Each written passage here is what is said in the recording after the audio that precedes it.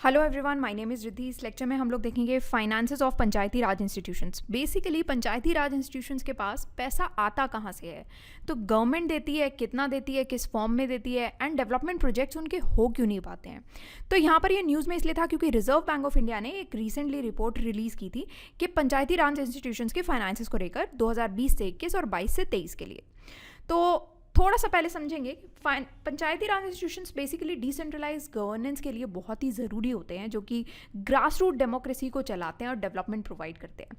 अब यहाँ पर बहुत सारी दिक्कतें उनको फेस करनी पड़ती हैं। एक तो पंचायती राज इंस्टीट्यूशंस के आप देखते हो कि जो भी उनके सरपंच होते हैं उनको इतना एफिशिएंसी से मैनेज करना नहीं आ पाता है। वहाँ पर ट्रांसपेरेंसी की थोड़ी सी कमी रहती है, फाइनेंसेस उनको मिल नहीं पाते हैं, फाइनेंसेस जो मिलते हैं वो बीच में कहीं रह जाते हैं, और साथ में इतना हो भी नहीं पाता कि वहाँ पर अगर आपको कोई डेवलपमेंट प्रोजेक्ट लेकर के आना है तो वो जो भी टैक्सेस से उनको थोड़ा बहुत फाइनेंसेस आते हैं वो टैक्सेस पूरे पड़ नहीं पाते हैं। तो यही सारी चीज़ें हम यहाँ पर डिस्कस करने वाले हैं। तो ये पर्टिकुलर लेक्चर PSIR के करंट अफेयर्स और mains in 300 topics and mains classroom का पार्ट है। So this is our website synopsisis.com। यहाँ पर आप कोर्सेज़ में जाओगे, जनरल स्टडीज़ के कोर्सेज़ में जाओगे, ऑनलाइन कोर्सेज़ में आपको मेंस फाउंडेशन का कोर्स यहाँ पर मिल जाएगा, और स्पेशल कोर्सेज़ में आप जाओगे तो आपको मेंस इन 300 का कोर्स मिल जाएगा। तो आप यहाँ से डिटेल्स चेक कर सकते हैं। अब इससे पहले थोड़ा सा हम ये समझ लेते हैं कि पंचायती राज इंस्टीट्यूशंस और उनके फाइनेंसेस के बारे में in terms of constitutional amendment. तो 73rd कॉन्स्टिट्यूशनल अमेंडमेंट एक्ट आया था 1992 का, जिसके द्वारा PRIs को 3 लेवल में इंस्टीट्यूशनलाइज कर दिया गया था। तो बेसिकली ये अमेंडमेंट ने कॉन्स्टिट्यूशनल स्टेटस दिया था पंचायती राज इंस्टीट्यूशंस को, और उनका इस्टेब्लिशमेंट हो गया था लोकल सेल्फ गवर्नमेंट बॉडीज़ की तरह रूरल एरियाज़ में। तो यहाँ पर पावर्स, कॉम्पोजिशन, फंक्शंस वगैरह सारी चीज़ें बताई जाती हैं पंचायती राज इंस्टीट्यूशंस के, और फाइनेंशियल पावर और रिस्पॉन्सिबिलिटी भी इस अमेंडमेंट एक्ट के थ्रू मिल जाती है उनको। तो टोटल नंबर ऑफ PRIs आप यहाँ से पढ़ सकते हैं। ग्राम पंचायत में होते हैं, मंडल पंचायत, जिला परिषद। तो ये जो 3 लेवल्स का बताया गया है वो ये है।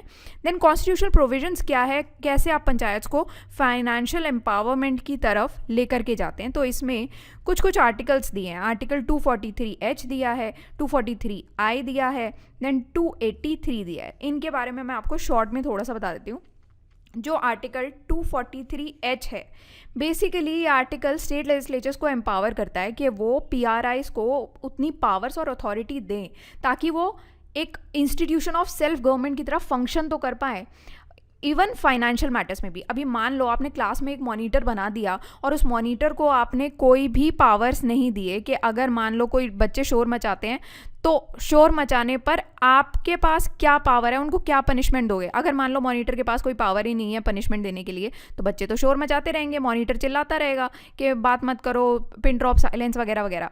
तो अब सिंस मॉनिटर निहत्ता है, उसके पास कोई पावर ही नहीं है, तो अब वो क्या एक्शन ले सकता है, कुछ भी नहीं, है ना। तो यहाँ पर 243H के हिसाब से अब ग्रांट्स एंड एड प्रोवाइड किया गया फिर from the consolidated fund of the state. ठीक है, तो यहाँ पर इसी वजह से ये दिया गया था ताकि PRIs को कुछ पावर अथॉरिटी मिले, फाइनेंशियल मैटर्स में भी कुछ अथॉरिटी मिल जाए। 243I अगेन ये भी उसी से ही रिलेटेड है बेसिकली, कि फाइनेंस कमीशन सेटअप करने के लिए हर 5 साल में, ठीक है, कि यहाँ पर बेसिकली क्या है कि फाइनेंस कमीशन का फॉर्मेशन होना चाहिए हर एक स्टेट में, ताकि वो PRIs का फाइनेंशियल पोजीशन को रिव्यू कर पाएँ और फिर जो भी उनका स्टेट रेवेन्यू में उनका शेयर है उसके रिगार्डिंग रिकमेंडेशंस वगैरह प्रोवाइड करते हैं। ये आपका 243I कहता है। फिर आर्टिकल 283BB ये क्लॉज है बेसिकली। तो यहाँ पर ये बात की जाती है, आर्टिकल के थ्रू फाइनेंस कमीशन इस्टेब्लिश की जाती है, जो कि इस चीज़ के लिए रिस्पॉन्सिबल है कि वो फाइनेंशियल रिसोर्सेज को सेंट्रल और स्टेट गवर्नमेंट्स के बीच में कैसे डिस्ट्रीब्यूट करना है वो रेकमेंड करती है, ठीक है, इंक्लूडिंग PRIs में कैसे एलोकेट करना चाहिए। तो यहाँ पर वो फाइनेंशियल कमीशन बेसिकली आपकी रेकमेंड कर सकती है कि कैसे आपको पंचायत रिसोर्सेज को सप्लीमेंट करना है। ओके, अब यहाँ पर कुछ इंपॉर्टेंस दिया गया है पंचायती राज इंस्टीट्यूशंस का डेवलपमेंट को रिलेटेड। देखो ये सारे पॉइंटर्स मैं आपको बता देती हूँ, पर इससे इंपॉर्टेंट चीज़ें भी हैं जो अभी हम डिस्कस करने वाले हैं। जैसे कि मैं आपको कुछ ये चीज़ें बताऊंगी कि इनका सोर्सेज क्या है, बेसिकली पैसा कहाँ से आता है, रेवेन्यू क्या है, इनका पैसा खर्च कहाँ हो जाता है, उसमें हम थोड़ा सा और टाइम देंगे। ये क्या थियोरेटिकल फ्रेमवर्क है, आप खुद भी पढ़ सकते हो बहुत इजीली, पर फिर भी मैं आपको थोड़ा सा इसका शॉर्ट में समझा देती हूँ कि डिसेंट्रलाइजेशन ऑफ पावर होती है, ये इंपॉर्टेंस है इसकी, ठीक है। हर जगह यही बातें हम पढ़ती आ रहे हैं, वो चीज़ आप अपने आप पढ़ लेना कि पावर डिसेंट्रलाइजेशन हो जाता है और डिसीजन मेकिंग आ जाता है ग्रास रूट लेवल पर, गवर्नेंस इफेक्टिवली हो पाती है, लोकल लोग पार्टिसिपेट करते हैं, जिससे कि इंक्लूसिव सस्टेनेबल डेवलपमेंट होता है। तो वो पढ़ी लिखी बातें थोड़ा देख लेना आप। अकाउंटेबिलिटी रहती है, पीआरआई जो है ट्रांसपेरेंसी तो देखो प्रमोट करते ही हैं, तो लोकल रिप्रेजेंटेटिव्स को रिस्पॉन्सिबल किया लगाया जाता है उनके एक्शंस के लिए। अब मिनिस्टर लोग बड़े बड़े तो भाग जाते हैं वादे करके, पर लोकल लोग तो वहीं रह जाते हैं ना, लोकल रिप्रेजेंटेटिव के तो आप घर भी पहुंच सकते हो कि भैया हमारे तुम्हारे वादों का हुआ क्या।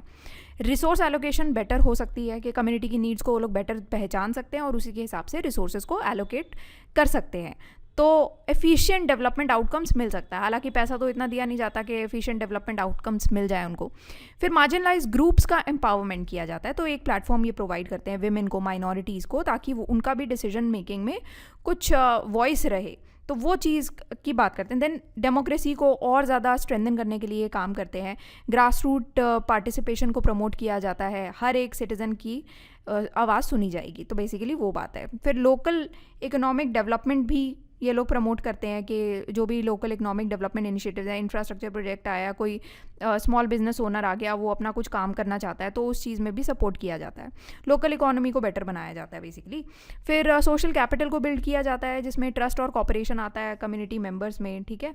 वो ये सारी चीज़ें हैं। कुछ और अदर फैक्टर्स भी हैं, social infrastructure, government schemes and localisation of sustainable development goals, rural development करना एंड विमेन एम्पावरमेंट करना, ये सारी चीज़ें आप बता सकते। अब यहाँ पर हम देखेंगे कि इनका सोर्सेज ऑफ फाइनेंस है क्या, पंचायती राज इंस्टीट्यूशंस का पैसा कहाँ से आता है इनका।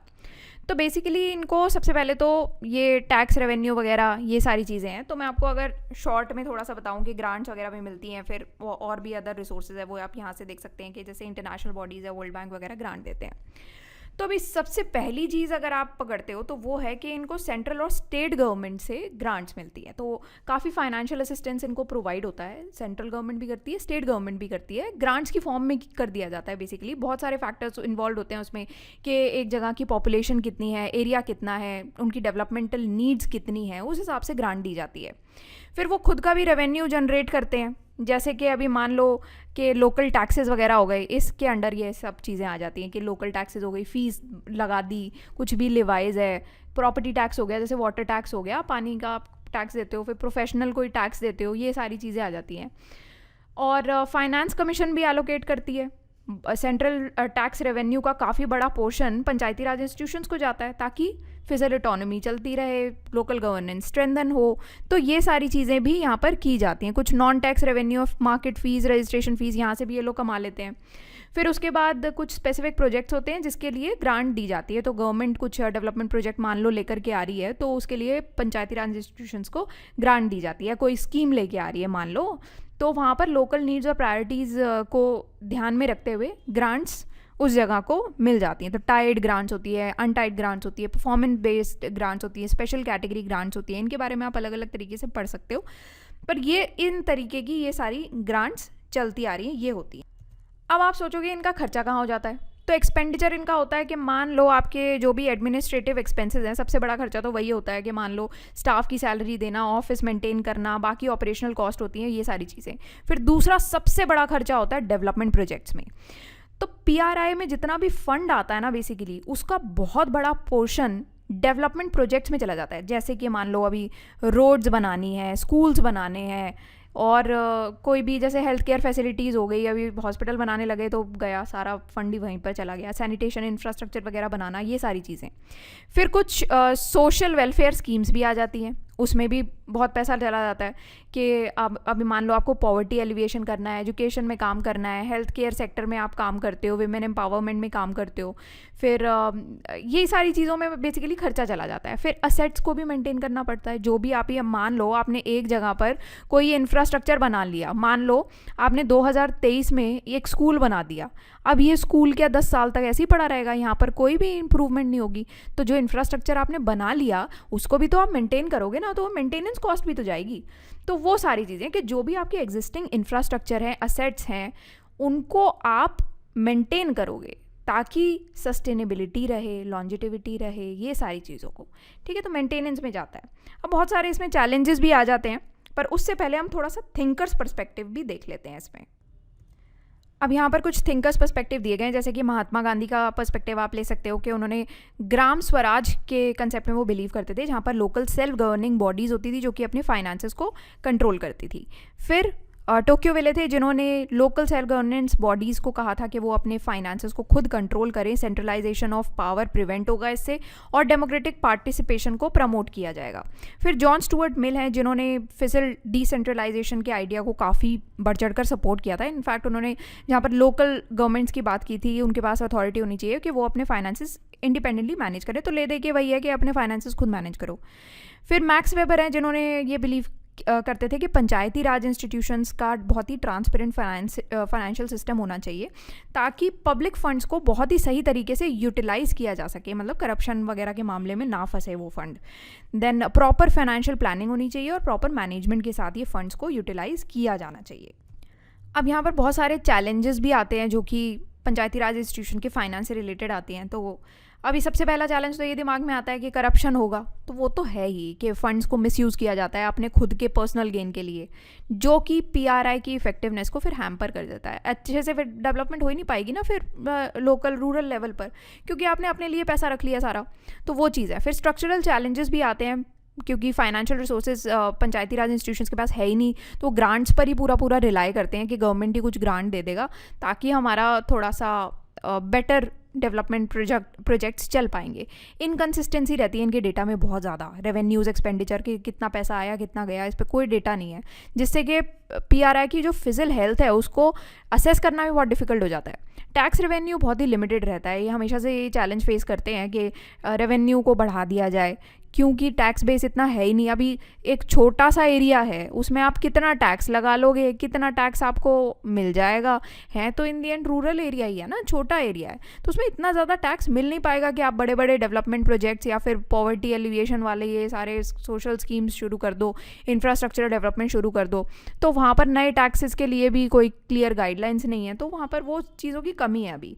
फिर स्टेट फाइनेंस कमीशंस हैं, जहाँ पर बहुत ही कम स्टेट्स हैं जो कि रेगुलरली स्टेट फाइनेंस कमीशंस को कॉन्स्टिट्यूट करती हैं, और जो हैं वो भी कितनी एक्टिव है कितनी नहीं है उसमें कुछ पता नहीं है उसका, ठीक है। फिर डिपेंडेंसी आ जाती है काफ़ी ज़्यादा, आपके स्टेट गवर्नमेंट पर काफ़ी डिपेंडेंसी है कि हम हमेशा से उन्हीं की तरफ देखते हैं कि क्या ये कर देंगे, कोई फंड एलोकेशन कर दो, हो नहीं पाता है, बहुत डिले चलता है। फिर डेवलपमेंट प्रोजेक्ट्स भी उसी वजह से अटके रह जाते हैं कि बाबू आएगा तब काम करेगा वगैरह वगैरह। फिर लैक ऑफ फाइनेंशियल ऑटोनॉमी है, जिसमें पंचायती राज इंस्टीट्यूशंस को क्या है, फाइनेंशियल ऑटोनॉमी दी ही नहीं जाती है, उनका इतना कंट्रोल रहता ही नहीं है उनके खुद के रेवेन्यू सोर्सेज पे, आप समझ रहे हो, और ब्यूरोक्रेटिक प्रोसीजर से गुजरना पड़ता है, जहाँ पर इनफैक्ट यही प्रोसीजर वो होते हैं जहाँ पर करप्शन पूरा का पूरा आ जाता है। तो फंड एलोकेशन के लिए यहाँ पर फाइल अटक जाती है। करप्शन और मिसमैनेजमेंट तो बहुत चलता है पीआरआईज में, ठीक है, तो ये इससे क्या होता है कि क्रेडिबिलिटी भी कम होती है पीआरआईज की और डेवलपमेंट आउटकम्स इतने नहीं हो पाते हैं। कैपेसिटी कंस्ट्रेंट्स है कि कैसे फाइनेंस को मैनेज करना है, कैसे डेवलपमेंट प्रोजेक्ट्स इंप्लीमेंट करने हैं, आता ही नहीं है। फिर लिमिटेड रेवेन्यू सोर्सेज हैं, तो बेसिकली कि आप कितना प्रॉपर्टी टैक्स लगा लोगे, यूज़र फीस आप कितनी ही कर लोगे, लिमिटेड रेवेन्यू सोर्स है, बहुत ज़्यादा जगहों से आप पैसा कमा नहीं सकते हो, तो ये उनकी फाइनेंशियल नीड्स को मीट करने के लिए सफिशिएंट नहीं है। आप बड़े डेवलपमेंट प्रोजेक्ट्स इन टैक्सेस के बेसिस पर तो नहीं ही चला सकते। अब यहाँ पर कुछ इनिशिएटिव्स दिए गए हैं पीआरआई फाइनेंशियल इकोसिस्टम को इम्प्रूव करने के लिए, ये 4 आप इनिशिएटिव्स नोट करके रखना। ई ग्राम स्वराज है, ई ग्राम स्वराज क्या होता है, जैसे यहाँ पर लिखा हुआ है कि पंचायत की क्रेडिबिलिटी को इन्हांस करता है, ज़्यादा फंड डेवल्यूशन करता है और हायर अथॉरिटीज़ के द्वारा इफेक्टिव मॉनिटरिंग होती है। तो बेसिकली ये जो ग्राम स्वराज अभियान ये स्टार्ट हुआ था बेसिकली ताकि सोशल हार्मनी आए, फाइनेंशियल इंक्लूजन हो, गवर्नेंस अच्छा चले रूरल एरियाज़ में, क्वालिटी ऑफ लाइफ विलेजेस में बेटर करने के लिए ये आया था। तो इसके बेसिकली यही था कि ग्राम पंचायत और स्ट्रेंथन हो जाए, सोशल इंक्लूजन थोड़ा सा आए, फाइनेंशियल इंक्लूजन हो, जैसे कि विमेन, दलित्स, ट्राइबल कम्युनिटीज़ जो हैं उनको भी डिसीजन मेकिंग प्रोसेस में बराबरी का भागीदार बनाया जाए। सेविंग्स, क्रेडिट, एंटरप्रेन्योरशिप, ये सारी चीज़ें रूरल हाउस होल्ड में बढ़ाई जाए, बढ़ावा दिया जाए तो फाइनेंशियल इंक्लूजन हो जाएगा। इंफ्रास्ट्रक्चर डेवलपमेंट किया जाए, बेसिक इंफ्रास्ट्रक्चर होता है कि रोड्स बन जाएँ, वाटर सप्लाई हो जाए, सैनिटेशन है, बिजली पानी वगैरह की व्यवस्था ठीक से हो जाए, तो वो सारे तो बहुत ही बेसिक चीज़ें हैं। तो ये ग्राम स्वराज अभियान के थ्रू ये चलाया गया था। फिर आता है जीपीडीपी। जीपीडीपी क्या है? ग्राम पंचायत डेवलपमेंट प्लान। तो यहाँ पर क्या होता है कि ये बेसिकली एक पार्टिसिपेटरी प्लानिंग प्रोसेस था जिसमें ग्राम पंचायत को अपना खुद का डेवलपमेंट प्लान को इम्प्लीमेंट करना है, प्रिपेयर करके इम्प्लीमेंट करना है उनकी लोकल नीड्स और प्रायोरिटीज़ के हिसाब से, कि वो ही अपनी डिसीजन मेकिंग लेंगी, ट्रांसपेरेंसी आएगी और रिसोर्सेज को यूटिलाइज करना खुद सीखेंगी। सबसे पहले तो आपको इसमें पार्टिसिपेटरी अप्रोच की नीड है। पार्टिसिपेटरी अप्रोच कैसे, कि मतलब कि आप लोकल कम्युनिटीज़ अपने आप पार्टिसिपेट करेंगी, अपने आप प्रिपेयर करेंगी अपना प्लान, मार्जिनलाइज ग्रुप अपने आप प्रिपेयर करेंगे, अपनी डेवलपमेंट नीड्स के हिसाब से रिसोर्सेज को उस हिसाब से एलोकेट कर दिया जाएगा। बॉटम अप प्लानिंग चलेगी कि ग्राम सभा जो विलेज असेंबलीज होती हैं वो इंपॉर्टेंट रोल प्ले करेंगी बेसिकली डेवलपमेंट प्लान्स को इम्प्लीमेंट करने के लिए, अप्रूव करवाने के लिए। बहुत सारे सोर्सेज हैं जैसे कि गवर्नमेंट ग्रांट्स हो गए, लोकल टैक्सेस है, कम्युनिटी भी कंट्रीब्यूट करती है डेवलपमेंट प्रोजेक्ट्स को फंड करने के लिए। फिर उसका रेगुलरली आप मॉनिटरिंग करते रहो, इवैल्यूएट करते रहो, वो सारी चीज़ आ जाती है ना। फिर नेक्स्ट आपका आता है CBPSA। ये क्या है? Capacity building under panchayat strengthening and accountability कहते हैं इसको। तो ये क्या है? एक तरीके से कैपेसिटी बिल्डिंग प्रोवाइड करती है, ट्रेनिंग प्रोवाइड करती है पंचायत इलेक्टेड रिप्रेजेंटेटिव्स के लिए to perform their functions effectively. तो बेसिकली होता क्या है, मान लो जो भी रिप्रेजेंटेटिव्स ऑलरेडी इलेक्ट हो चुके हैं पंचायत में, ठीक है, तो वहाँ पर उनकी कैपेसिटी को और बेटर कराने के लिए और PRIs की फंक्शनरीज को और बेटर करने के लिए कि वो अपने रोल्स को अच्छे से निभा पाएँ, अपनी ड्यूटी अच्छे से कर पाएँ, ट्रांसपेरेंसी इंश्योर कर पाएँ, अकाउंटेबिलिटी हो, उसके लिए ये लाया जाता है। तो एक तरीके से ट्रेनिंग वर्कशॉप्स वगैरह चलाई जाती हैं, सेमिनार्स वगैरह होते हैं ताकि गवर्नेंस प्रोसेस को ठीक से PRI मेंबर्स समझ पाएँ, फाइनेंशियल मैनेजमेंट कर पाएँ, एडमिनिस्ट्रेटिव प्रोसीजर्स कर पाएँ।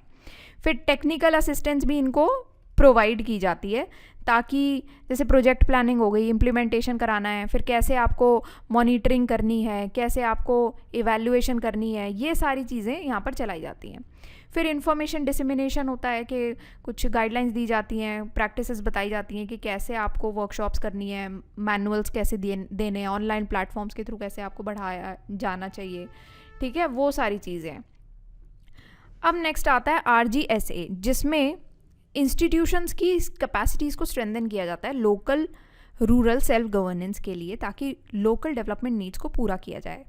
तो ये राष्ट्रीय ग्राम स्वराज अभियान है बेसिकली, जहाँ पर ये बोला जाता है कि आप सबसे पहले तो ग्रास रूट लेवल पर सर्विस डिलीवरी को इम्प्रूव करो, पार्टिसिपेटरी गवर्नेंस लेके आओ रूरल एरियाज़ में, जो भी गैप रह गया इंफ्रास्ट्रक्चर में, ह्यूमन रिसोर्सेज में, इंस्टीट्यूशनल मैकेनिज्म में, उन सारे गैप्स को भरो ताकि PRIs का इफ़ेक्टिवनेस और ज़्यादा इन्हांस हो पाए। तो यहाँ पर आप ये मान के चलो कि डिसेंट्रलाइज प्लानिंग की जाएगी, फाइनेंशियल मैनेजमेंट पर ध्यान दिया जाएगा, सर्विस डिलीवरी की जाएगी, जैसे कि मान लो रोड बना दी आपने, ब्रिज बना दिए, पीने का पानी आपने ठीक से कर दिया, सैनिटेशन फैसिलिटीज़ प्रोवाइड कर दी, बिजली का व्यवस्था कर दी, ये सारी चीज़ें अगर आपने काम कर दिया तो आपने एक तरीके से इंफ्रास्ट्रक्चर डेवलपमेंट वहाँ पर आपने करके दिया। ह्यूमन रिसोर्स आपने डेवलपमेंट करके दिया, रिप्रेजेंटेटिव्स ऑफिशियल आपके फंक्शनरीज़ के थ्रू। फिर अच्छे से कोऑर्डिनेशन करके आपने अपना रिसोर्स को बहुत अच्छे से यूटिलाइज करके आगे डिलीवर करके दिया। तो ये पूरी की पूरी अब आपकी परफॉर्मेंस हो गई, ठीक है। तो यहाँ पर यही दिया हुआ है। अब वे फॉरवर्ड से पहले कुछ कमिटीज़ आप नोट करके रख लो, मैं बोल रही हूँ, सिर्फ आपको नोट करना पड़ेगा। कमिटीज़ कुछ इन्वॉल्व है, जैसे कि 1957 में आई थी एक बलवंत राय मेहता कमेटी, ये आप लिख लेना। तो ये कमेटी ने बेसिकली, ये मैं आपको इसलिए बता रही हूँ क्योंकि प्री पॉइंट ऑफ व्यू से भी ऐसे क्वेश्चंस आ जाते हैं, इनफैक्ट मेंस में भी अगर आप लिख के आते हो 2-3 पॉइंटर तो अच्छा रहेगा। ऐसे पंचायती राज के लिए इंडिया में बलवंत राय मेहता कमेटी ने एक फाउंडेशन ले की थी जिन्होंने 3 टियर स्ट्रक्चर को ये इस्टेब्लिश किया था, उन्होंने रेकमेंड किया था, ग्राम पंचायत, पंचायत समिति, ज़िला परिषद। फिर दूसरी है आपकी LM सिंघवी कमेटी, ये आई थी 1986 में, आप लिख लेना 1986 में आई थी। यहाँ पर PRIs का स्टेटस एग्जामिन किया गया था, कॉन्स्टिट्यूशनल रिकॉग्निशन दिया गया था, पावर्स को डेवोल्यूशन किया गया था, और इसी की वजह से फिर 73rd कॉन्स्टिट्यूशनल अमेंडमेंट एक्ट का इनैक्टमेंट हुआ था। फिर आती है आपकी अशोक मेहता कमेटी, जो कि 1978 में आती है। ये कमेटी ने PRIs के फंक्शनिंग को रिव्यू किया था, डेमोक्रेटाइजेशन के लिए मेजर्स लेके आए थे, रिजर्वेशन लेकर आए थे सीट्स के मार्जिनलाइज सेक्शंस के लिए, और फाइनेंशियल पावर्स को यहाँ पर स्ट्रेंथन किया गया था, फाइनेंशियल पावर्स को और मजबूत किया गया था। फिर GVK राव कमेटी, ये आप नोट कर लेना, 1985 की ये कमेटी है। यहाँ पर क्या था, बेसिकली PRIs का जो फाइनेंशियल एस्पेक्ट्स थे उनको इवैल्यूएट किया गया था, कुछ मेजर्स बताए गए थे कैसे आप अपने फाइनेंशियल रिसोर्सेज को बेटर यूटिलाइज कर सकते हो, टैक्सेस को कैसे आप डेवल्यूशन कर सकते हो, ग्रांट्स कैसे ले सकते हो हायर लेवल ऑफ गवर्नमेंट से, ये सारी बातें यहाँ पर बताई गई थी। अब बहुत सारी ऐसी केस स्टडीज़ हैं इसी से रिलेटेड, आप केरला की केस स्टडी डालकर समझना कि कैसे डिसेंट्रलाइजेशन गवर्नेंस मॉडल इसी हिसाब से उन्होंने चलाया था, फाइनेंशियल पावर्स लोकल बॉडीज़ को दी थी, उन्होंने अपना रिसोर्सेज को बहुत अच्छे से मोबिलाइज़ किया, डेवलपमेंट एक्टिविटीज़ उन्होंने बहुत अच्छी सी की, बहुत सारी स्कीम चलाई, जैसे पीपल्स प्लान कैंपेन चलाया गया था ताकि वो लोकल डेवलपमेंट प्लान्स को प्रिपेयर करे, इंप्लीमेंट करे। वेस्ट बंगाल में भी चला था, ठीक है, panchayat and rural development department है, ऐसे इनिशिएटिव्स लिए गए थे ताकि फाइनेंशियल मैनेजमेंट और कैपेसिटी बिल्डिंग बहुत अच्छे से की जाए। तो यहाँ पर वेस्ट बंगाल में ही चला था। फिर राजस्थान का आप एग्जांपल दे सकते हो, यहाँ पर पंचायत संधाई, बेसिकली पंचायत फेयर लगते हैं, मेले लगते हैं, तो यहाँ पर क्या है, इस तरीके के फाइनेंशियल मेजर्स लिए जाते हैं, बहुत ही इनोवेटिव मेजर है रेवेन्यू जनरेशन के लिए लोकल लेवल पे। तो यहाँ पर क्या है कि मुख्यमंत्री जल स्वावलंबन अभियान भी चलाया गया था ताकि जो वाटर कंजर्वेशन और मैनेजमेंट की प्रॉब्लम है उसको, उस दिक्कत को दूर किया जाए। तो यहाँ पर फाइनेंशियल रिसोर्सेज को आप लोकल डेवलपमेंट प्रायोरिटीज़ में कैसे इंटीग्रेट करते हो, ये सारी चीज़ें वहाँ पर राजस्थान में चलाई जाती हैं। तो ये आपका मेन पॉइंटर्स थे जो आपने समझे हैं। बाकी की जो चीज़ें हैं, वे फॉरवर्ड वगैरह, वो तो ले दे के जो भी हर जगह दी जाती हैं वही है। अगेन बजटरी सपोर्ट प्रोवाइड किया गया कि बजट इंक्रीज़ होना चाहिए, फंडिंग इंक्रीज़ होनी चाहिए, हायर लेवल ऑफ गवर्नमेंट के फंडिंग सोर्सेज को डाइवर्सिफाई किया जाना चाहिए ताकि अच्छे रिसोर्सेज रहें। Skill capacity building training provide की जानी चाहिए, अकाउंटेबिलिटी होनी चाहिए, ट्रांसपेरेंसी होनी चाहिए कि मिसयूज़ ना हो फंड के।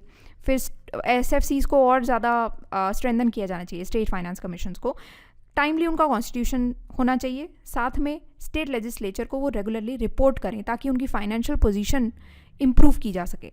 अवेयरनेस क्रिएट की जानी चाहिए सिटीजन्स में ताकि वो और ज़्यादा बेहतर पार्टिसिपेट कर पाएँ लोकल गवर्नेंस प्रोसेसेस में। अब मेंस के लिए एक प्रैक्टिस क्वेश्चन यहाँ पर दिया गया है, ये आप क्वेश्चन एक बार प्रैक्टिस करके ज़रूर आपको बताना है। क्वेश्चन है, effective financial management is key to the success of Panchayati Raj institutions in India, discuss the statement in the context of challenges and opportunities faced by PRIs in managing their finances. तो ये आप question note करके चाहे तो YouTube में या फिर mail के थ्रू आप ज़रूर अटेम्प्ट करके भेजो, क्योंकि देखो चॉइसेस की बात होती है, आपके चॉइस है, आप अटेम्प्ट कर सकते हो और एक लेवल आगे जा सकते हो, 1% बेहतर मेहनत कर सकते हो बाकी लोगों से। और अगर आपकी चॉइस है बाकी रील्स वगैरह स्क्रॉल करना, then it's up to you. So thank you so much and thank you for watching this lecture.